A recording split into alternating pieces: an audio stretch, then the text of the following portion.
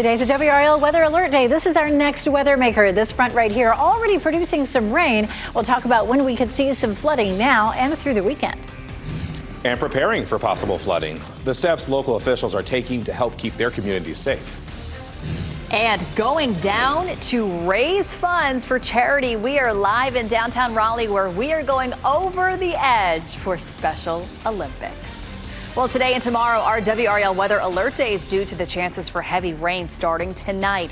Good afternoon, everyone. I'm Michelle McConaughey in for Renee Chu. I'm Chris Levingood. Thank you so much for joining us. Showers and storms will become more widespread this evening. Meteorologist Elizabeth Gardner is in the WRAL Severe Weather Center with a look at the timing and where the risk is the highest from flooding. So this front right here will be our focusing mechanism. We have a lot of moisture in the atmosphere. If you've been outside today, you'll notice it feels so much like summer. So this front will be working with that moisture to produce some showers and thunderstorms. We'll go ahead and zoom in here on dual Doppler 5000 radar. Not a whole lot happening right now, but this rain is actually reaching the ground. We had some showers in the Sandhills. That's lifting up into the southern part of Wake County. Also down to the south, down here in Sampson County near Clinton, we're starting to see a little cell developing, and we'll see more of that as we get through the afternoon. Some of the cells out there are going to produce some heavy downpours. That's why we have a 1 out of 4 risk for flooding for today, and it's a WRAL Weather Alert Day. You can see down here, just southwest of Clinton, that little cell starting to develop. Anytime we start that, we tend to see more and more of it through the afternoon.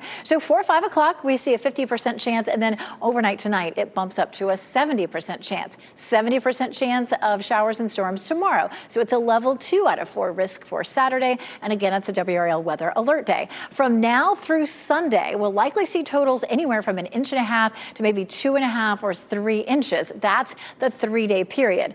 We're going to see a warm afternoon with high temperatures in the mid-80s, and then we jump to next week, and there's a whole nother story. We're going to be watching Umberto as well as this system, which could be named Imelda at some point. We take a look at the model plots, and we still have what could happen with Imelda kind of all over the place. Some of the models are really clustered there toward the coast of the Carolinas, but we're going to talk more about why that's not necessarily a given coming up. Let's talk about what we do know. About 4 to 5 inches of rain or some pockets of heavier totals are likely between now and Tuesday. The tropical risks are definitely increasing early next week, and we have a flood risk, not just today and tomorrow, but all the way through Tuesday. We'll talk about some of the rain totals from now all the way through Tuesday coming up. We got a lot to talk about. We'll come back to you in a bit, Elizabeth. Thank you. Right now, Raleigh leaders are meeting and looking at lake levels. The city is already lowering levels at Lake Johnson to help reduce potential flooding. Let's go ahead and bring in Flynn Snyder. He spoke with the person in charge of lowering the lake, and he joins us now live. Flynn, teams there have been lowering the lake since what, Wednesday, I believe? Yeah, Chris, that's right. And the water here at Lake Johnson has gone down by more than 2 feet since then. The meeting happening now will be to determine if crews need to continuing lowering the water here at Lake Johnson ahead of that tropical system and expected wet weekend. We'll give you a look at what we're talking about. The structure there in the middle of the lake is the gates inside are open. The water is flowing out and is being released on the other side of the spillway.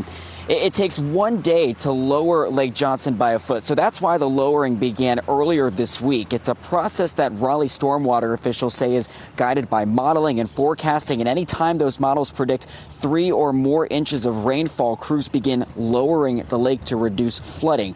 Kelly Daniel with Raleigh's Flood Early Warning System says lowering the lake helps protect communities downstream along Walnut Creek.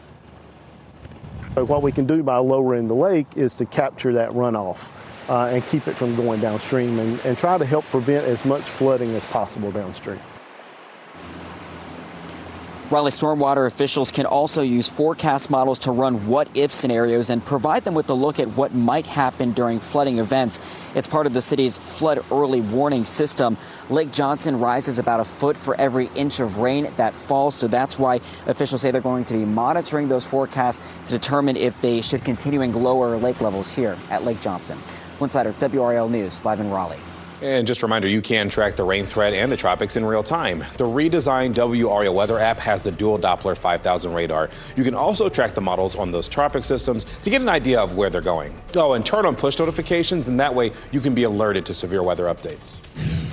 Today, Governor Stein will be a part of a number of events marking 1 year since Helene devastated North Carolina's mountain communities. This morning, he toured the work zone on a section of I-40 on the Tennessee line closed by the storm. Later this afternoon, he will speak at an event that will honor survivors' resilience and celebrate the progress of rebuilding. Stein will give his speech at 4:30 this afternoon. That's happening at Avery County's NC Cooperative Extension. And happening right now, a meeting over the future of health care for thousands of state employees. Within the last 30 minutes, state health plan leaders began debating strategies for a possible shakeup with Duke Health.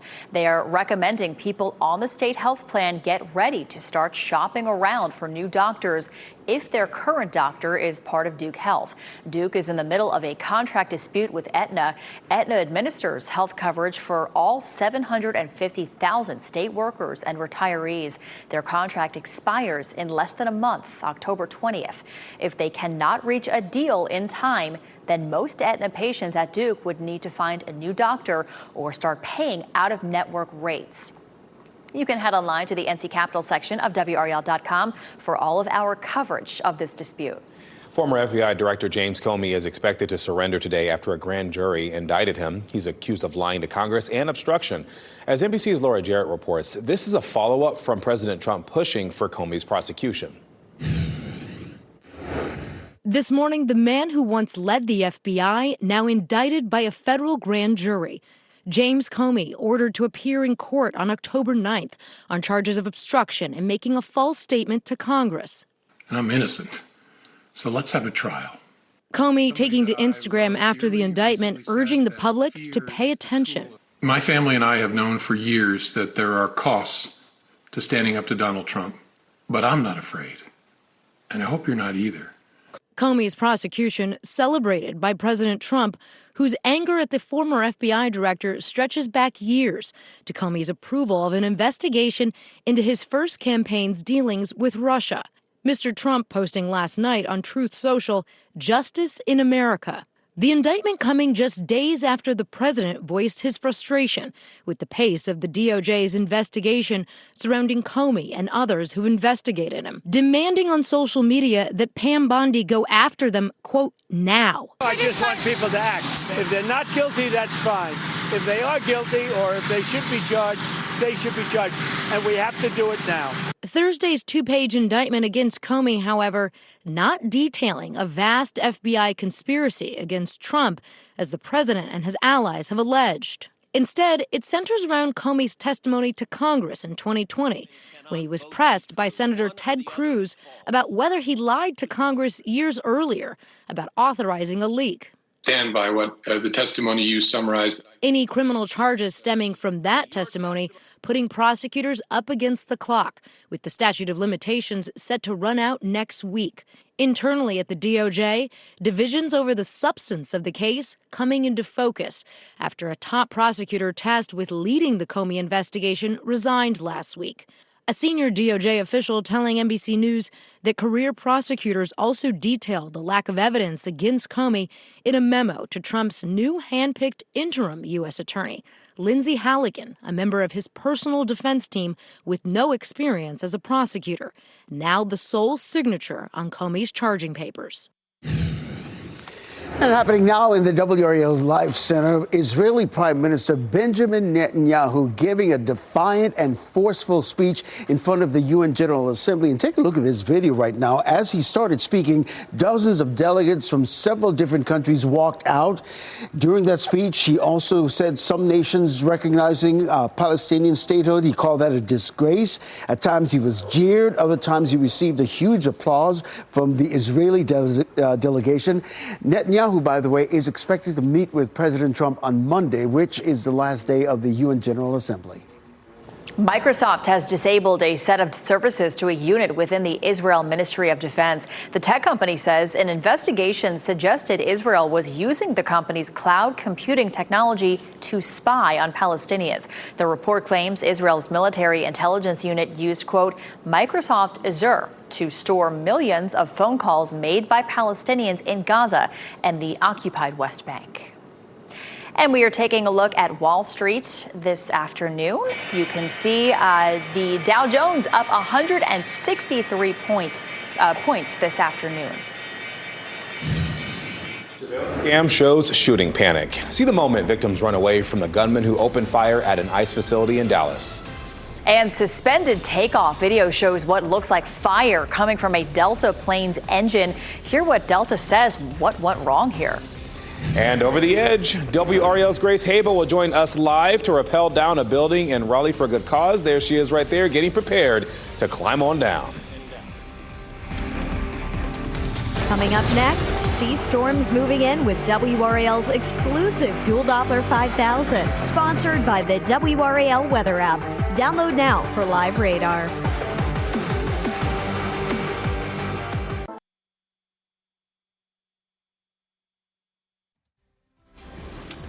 NBC News obtained security camera video showing people running from gunshots fired at an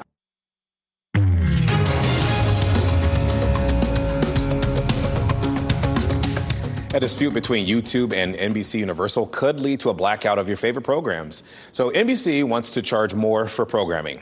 YouTube is pushing back to avoid raising the price of YouTube TV. If an agreement isn't reached, well, millions of viewers could lose access to NBC sports and entertainment content. This includes Sunday Night Football, The Voice, and other shows across Telemundo, USA, Bravo, and CNBC. And the deadline for a deal is October 1st. Meanwhile, new research reveals TikTok is where many Americans get their news. The Pew Research Center found a fifth of U.S. adults regularly get their news from this app. That is up from only 3% in 2020. Roughly a quarter of people between 30 and 50 say they mainly get their news from that platform. Spotify says it has removed millions of spam songs from its platform. The music streaming giant has taken down more than 75 million spammy tracks from its platform in the last year. Spotify says its new protections include a policy that cracks down on unauthorized vocal impersonation and fraudulent music uploaded to artists' official profiles. Well, many Americans may prefer their couch over the movie theaters. A new poll shows nearly 3/4 of American adults chose to watch a new movie at home instead of at the theaters in years past.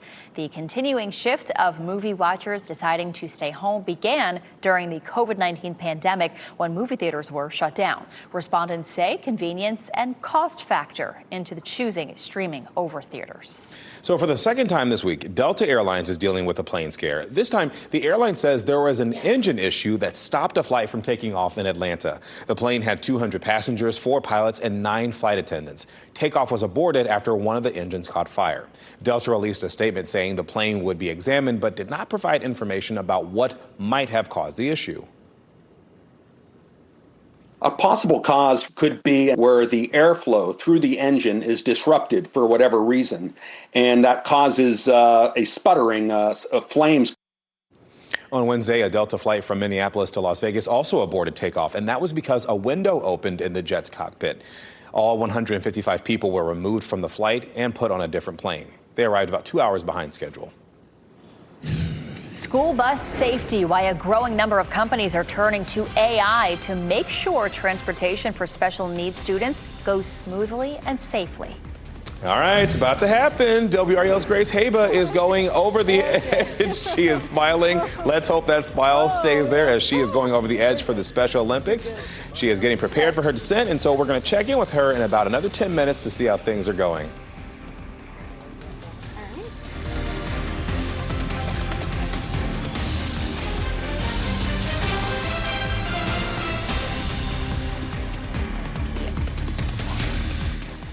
And we do have a look at your winning NC Education lottery numbers.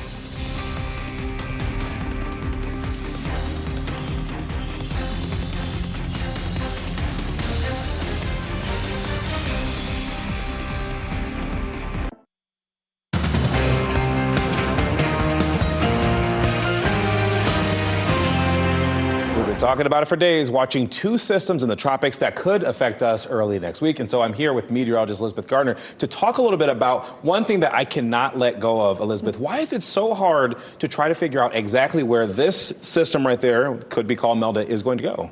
So look at the difference here. So this one is very disorganized. It's got some dark red colors here. That's where the clouds are tallest. This is where it's most extreme. So it's, it's more extreme here, more extreme here. And then over here, look at Umberto. It's got this eye on it. More defined. It's very symmetrical. And so you can tell, okay, we can pick this spot right here and then take it forward and see where Umberto is going. Over here with this storm that eventually could be Imelda, are we taking it from here? Are we taking it from here? What will happen here is the hurricane hunters will go in and they're going to look for a closed circulation. And that is what one of the ingredients that you have to have for a tropical system. And then once we know exactly where the center of circulation is, then we can say, hey, okay, from here, where is it headed? In the meantime, we can make some guesses as to where it may go, but it will be much more accurate once it's actually got that closed circulation, and then we put all of that data into the models. Well, and even today when we were talking, you were very particular about how we were writing our scripts, and we were talking about this because you want to be careful in how we're defining it, because as you mentioned, it could be up here, it could be down here, but in terms of where it's going to go, the computer can give it the best projections possible, but that'll change over time. Exactly. So for a system like this, like Umberto, we've got a lot of information about it. It's well organized. And so it looks like it's going to be a really powerful storm. Before that, we used the spaghetti plot. So we're taking a lot of information, a lot of different models. All of these models are actually hurricane specific. So they're designed to try to figure out where a hurricane is going to go. But they're kind of all over the place. And then what will happen is the Hurricane Center takes these and says, well, I really think it's going to be, something like this where they're all clustered together. So that's how we come to the forecast. Right. But it just takes time. As they're developing, it's harder to determine. Once they've developed and they're more organized, it's easier to tell where they're headed. So lastly, it's a lot of maybes, what if, but it's about you and the weather team making sure you're watching very closely to see how this develops. Exactly. So one of the reasons that we showed this model is we can say, hey, here is what it looks like could happen. So you can get ready. It looks like there's going to be a lot of rain for the next few days and then a whole lot of rain out ahead of this. And coming up in just a few minutes, I'll actually show you some numbers of what it could look like in terms of how much rain. Okay, looking forward to it. Thanks, Elizabeth. Well, the Benson Mule Days will continue through the weekend despite a wet start. Our team was there as crews smoothed out the damp arena from last night's downpour. The Mule Show, race, concert, and rodeo are all happening today. Benson Mule Days organizers tell us they plan to proceed with the festivities as scheduled. Just get your poncho and come on out, unless it's thunder or lightning or hailing or it's a monsoon, come out and enjoy the weekend with us. And Loretta Bird with the Benson Chamber of Commerce says the parade will go on, rain or shine, tomorrow at 10 a.m. They're moving the concert indoors. Now, WRAL is a proud community sponsor of this event. Mike Mays, Carly Haynes, and Ken Smith will all be there tomorrow. We have a full web article of what you need to know on WRAL.com. The NC State Wolfpack are looking to get back on the winning side this weekend. They'll host Virginia Tech in an ACC matchup tomorrow night at Carter Finley Stadium. Now, the Wolfpack lost for the first time this season last week against, Duke. We got to go out there and not have stupid penalties and play well and execute plays and play together and take advantage of momentum when we have it and finish. And so our focus is much more on us than it is on what they're dealing with over there.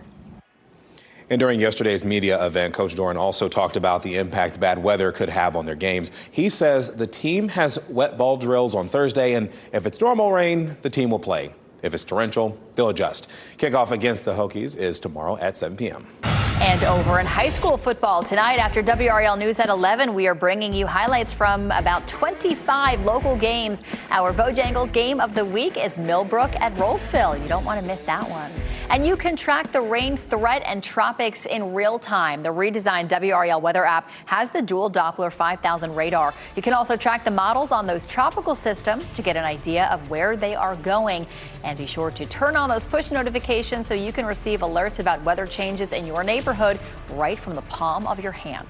All right, we got to show you this doorbell video. A Cumberland County father wants you to watch this and be reminded why you should be careful around school buses. Did you catch that right there? You can see the man's two children walking toward the stopped school bus. We'll play it again. Seconds later, look at this. A truck just blows right past the bus right there in front of them. Well, the bus driver had not yet fully extended the bus's stop arm when the truck went past, but the bus was not moving. And those yellow flashing lights you see are very clearly on. Pay attention to the road because these roads are dark out here, and there shouldn't be any children in danger. We need to keep our kids safe. Alfred Casa says his children's school told him the cameras on the bus didn't capture a license plate of that driver. The Cumberland County Sheriff's Office is asking anyone with information to give them a call if you can. The number of recent incidents is raising questions about whether those buses are safe, especially for the most vulnerable kids. Now, a growing number of companies are turning to technology like artificial intelligence to make sure transportation for special needs students goes smoothly and safely. A Chicago-based company using real-time surveillance, AI data processing, and targeted analytics to keep special needs kids safe. Their new fleet of buses includes real-time GPS tracking and 360-degree camera systems for onboard monitoring. It's all powered by an AI system that can identify issues with drivers and passengers.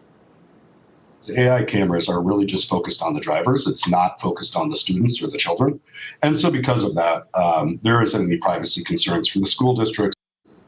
And the market for AI use in school transportation is growing quickly. It's expected to be worth $5 billion by 2032. Oklahoma Superintendent of Public Instruction is out. Ryan Walters is resigning. We'll tell you the new role he's taking on beginning next week. And we are going over the edge, all for a good cause. Look at her go. WRAL health reporter Grace Haba rappelling down that building right now. We'll catch up with her next.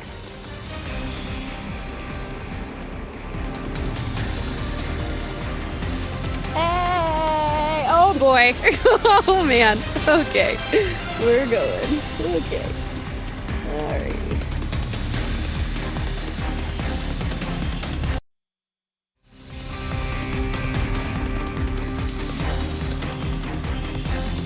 Welcome back on your Friday afternoon. Time now is 12:39 as you take a live look, over RDU. You're watching WRAL News, available on YouTube TV and the WRAL app on your TV or streaming device.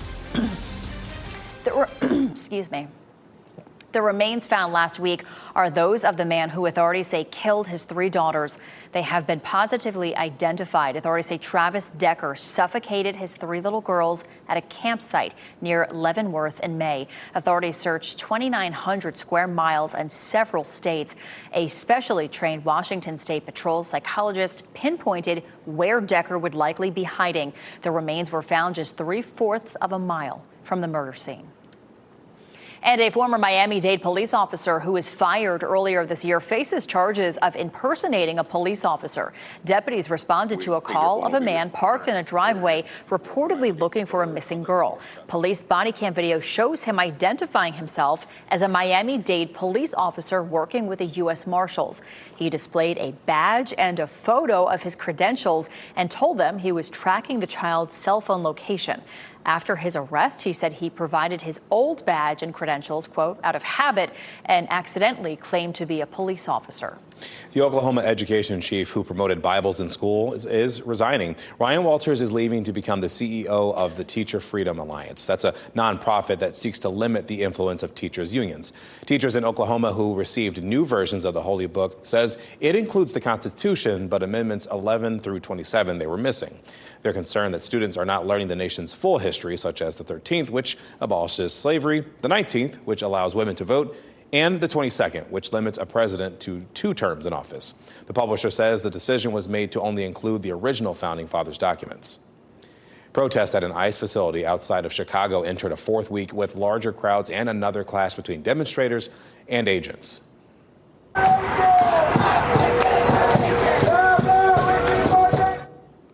Roughly 100 people were gathered outside that processing facility.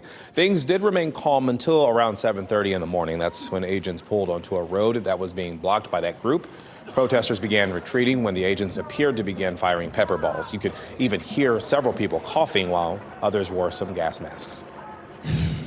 All right, WRAL health reporter Grace Haba going over the edge this afternoon. This is a live look as she rappels down that building on Hillsborough Street. She's doing a great job. She's been going for about 15 minutes now, We're going to catch up with her live coming up after the break. The only one you really want to be concerned about, is going to be the blue or the yellow. Don't worry about that orange. Today and tomorrow, Raleigh skyline will be the backdrop for something very bold. People will rappel 19 stories down the 301 Hillsborough building, just like Grace Haba. And looks like Grace Haba just landed right there on the ground. And Mimi, how long did it take her? 18 minutes. Good job for you, Grace. Go, Grace. And they're doing this for Special Olympics North Carolina. Play, guys.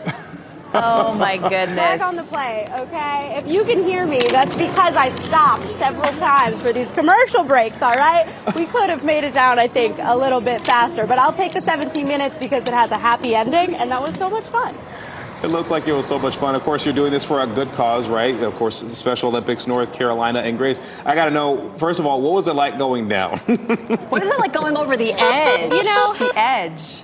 Going down, yeah, I can hear you guys. Going down, it was fine. Going over the edge, literally and figuratively, was very intimidating. But I talked to a bunch of people up there. I felt very safe in the equipment. They tested this out, obviously, before I came down on it. So I think it was great. It felt really comfortable. We went down pretty quickly. We got some other people now going down after me. So I'm happy with how it went, and it was for such a great cause. Grace, when you were asked to do this, you could have said no. Why'd you say yes? Why'd you decide that you wanted to be a part of this? You're totally right. I could have said no, and when I was standing up there, Chris, I thought, why didn't I say no? But, no, I wanted to do this. I mean, the whole point, right, is to put yourself in an uncomfortable situation and to pay respects to those who inspire us each and every day with their bravery with Special Olympics North Carolina. And so I figured the fear is going to come and go. Mm-hmm. It's going to be over in a second, but I'm going to remember doing this for the rest of my life. And again, it's for such a great cause. Thousands of athletes, over 50,000 here in North Carolina, benefit from this organization. So if a little bit of fear is the least that I can do to help them, then why not? Sign me up. Well, you are so incredibly brave. How fast are you going down that building? Are you like Mission Impossible going down the building, or are you slow? What is it like? Listen, I was going pretty slow, but I got two of my great friends over here who came to support me. I heard them part of the way down cheering me on with some signs, so that made me want to get down a little bit faster, but probably a couple miles an hour. And I was lucky to kind of get to hang out during our commercial breaks and really take in the sight and to look down and wave at my friends and see the signs and see Jamie down here cheering me on as well. So it was fun to get those to are some good friends right there. A little bit. And Jamie's her photographer, very good hype person to have there. And Grace, congratulations for this feat. Good job. We're so proud of you. You joined the ranks of Ashley Rowe. You joined the ranks of Amy Wilmoth that went down. Ken Smith. And Elizabeth Gardner has also went down before. Yes, good job. It's so much fun, especially once your feet are on the ground. But you did amazing. Yeah, we're all so proud of you. It is very intimidating to go over that edge. I tell you what, I was pretty slow coming down, and I didn't really start to feel comfortable until I was about halfway down the building. So she was all smiles, just taking it in stride. So great job. And it is for such a good cause, Special Olympics in North Carolina. All right. We take a look at our front. Our front's going to be stalled out, hanging out with us over the weekend, which is maybe not exactly what we would all like to see. We do have a little bit of light rain that popped up over Wake County. That's dissipating. Another little cell that's down here to the south here, just east of Clinton, that one's dissipating as well. So there's not a whole lot that's on the radar right now, but we take a look at Futurecast and you can see a few isolated showers that may pop up as we get into the middle to latter part of the afternoon. Later on this evening, we have potentially a bigger wave that comes through.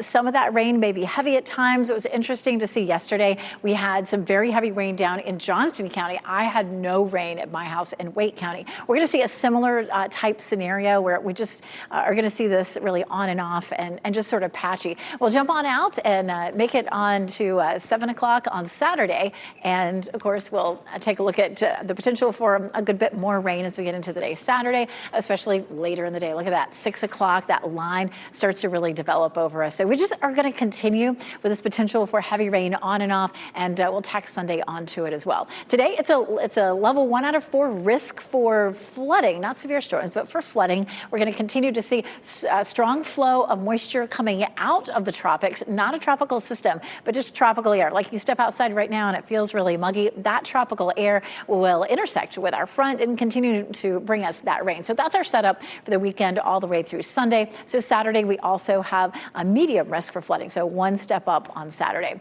We'll take a look at what's happening out here, of course, in the tropics. We've mentioned that we have the system which could become Imelda in the next few days, and then Umberto, which is looking impressive out there. This storm has winds at 90 miles per hour, moving very slowly to the west at 5, but it will pick up in intensity, rapidly becoming Category 2 and 3 in the next 24 hours, and then Category 4. Bermuda sits right here. Bermuda may take a pretty hard hit from Umberto, and the Outer Banks of North Carolina may have some impacts, but maybe not as much from what we saw at Erin. Take a look at the model comparison. So the European model is there in red, and the American model is there in white. The American model is moving a little bit faster, so by 6 p.m., potentially a landfall. We do, of course, look at a whole slew of models, and a lot of them are trending at some sort of landfall in the Carolinas for Imelda, but not all of them. It's possible that Umberto is strong enough that it starts to pull Imelda back off the coast. As we wrap up, here's a look at a few of the headlines that we're following for today. Today and tomorrow are WRAL weather alert days as we track storms and heavy rainfall this weekend. Officials across our area are preparing for flooding, already lowering levels at Lake Johnson and Raleigh. The water has gone down by more than 2 feet since Wednesday, and city leaders are considering dropping it even more ahead of a tropical system we're watching. You can count on WRAL for updates on the forecast on air and online. And Benson Mule Days will continue through the weekend despite a wet start. Organizers say festivities will go on as planned, with concerts moving indoors. The parade will go on rain or shine tomorrow at 10 a.m. WRAL is a proud community sponsor of this event. Mike Mays, Carly Haynes, and Ken Smith will all be there tomorrow. We have a full web article of what you need to know on WRAL.com. And it has been 1 year since Hurricane Helene devastated parts of North Carolina, and still, people are struggling to recover from the destruction there. Governor Josh Stein and other state officials are holding events throughout the day, giving updates on progress. And if you missed our new WRAL documentary, Helene, What We Lost, What We Found, you can watch it right now on WRAL.com or on our YouTube channel. Well, the Sherwin-Williams Paint Company has revealed its 2020-2026 color of the year. This time, Universal Khaki took the top spot. The company says it's an easygoing neutral that brings timeless style to a home. It was selected by the experts for its balance of livability and longevity. I like it. It's a choice. It's okay. All right, well, our pet of the day comes to us from the SPCA of Wake County. Cowboy is a 6-year-old neutered male short-haired cat. He's exceptionally loving. He enjoys cuddles. He is diabetic, so adopters would need to be comfortable giving insulin injections, but he's very adventurous. He's an adventurous man that loves a fresh breeze and would love a home with a screened-in porch. He's cute. I like the hat. Yeah, he's cute. All right, NBC News Daily is next on WRAL, your next local news update in 30 minutes. And just a reminder, you can get breaking news anytime with the WRAL News app. We hope you have a blessed day today.